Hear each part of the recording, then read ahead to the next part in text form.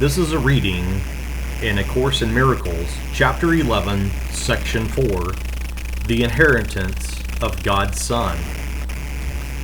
Never forget that the sonship is your salvation, for the sonship is yourself. As God's creation, it is yours, and belonging to you, it is His. Yourself does not need salvation, but your mind needs to learn what salvation is. You are not saved from anything, but you are saved for glory.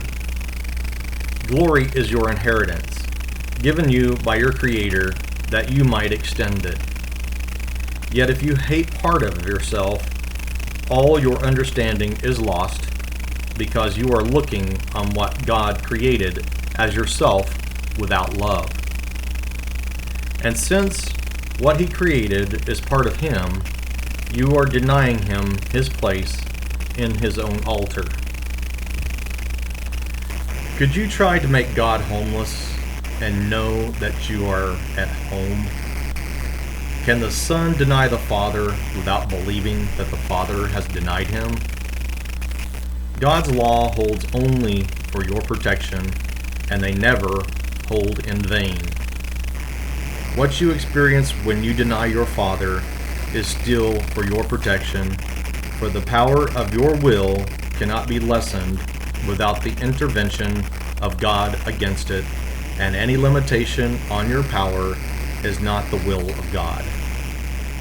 Therefore, look only to the power that God gave to save you, remembering that it is yours because it is His, and join with your brothers in His peace.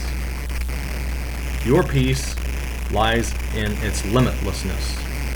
Limit the peace you share, and yourself must be unknown to you.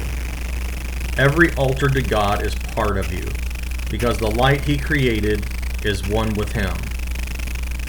Would you cut off a brother from the light that is yours? You would not do so if you realized that you can darken only your own mind. As you bring him back, so will you return. That is the law of God for the protection of the wholeness of His Son. Only you can deprive yourself of anything. Do not oppose this realization, for it is truly the beginning of the dawn of light.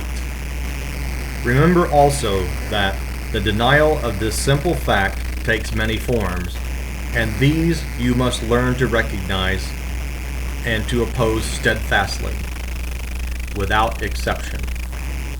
This is a crucial step in the reawakening.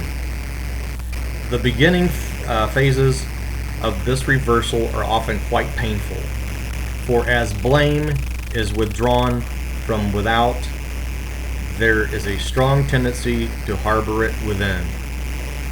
It is difficult at first to realize that this is exactly the same thing, for there is no distinction between within and without. If your brothers are part of you, and you blame them for your deprivation, you are blaming yourself. And you cannot blame yourself without blaming them. That is why blame must be undone, not seen elsewhere.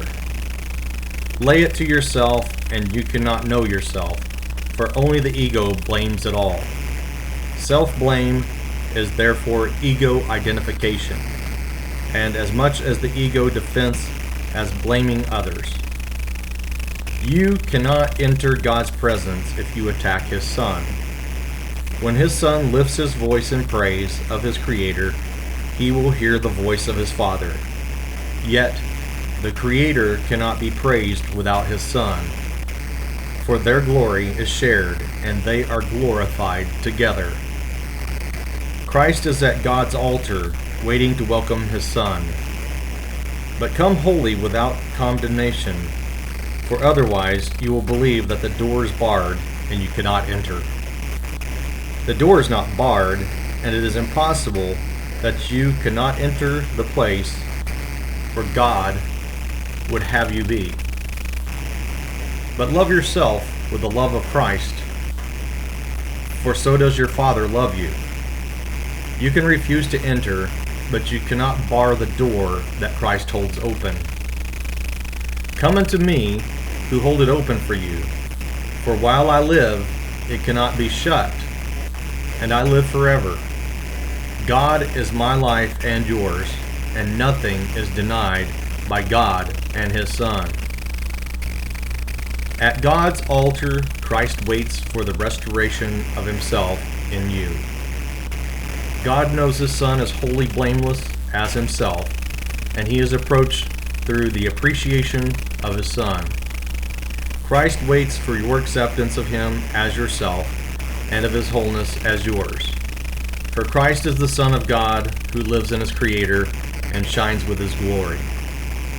Christ is the extension of the love and the loveliness of God, as perfect as his Creator and at peace with him.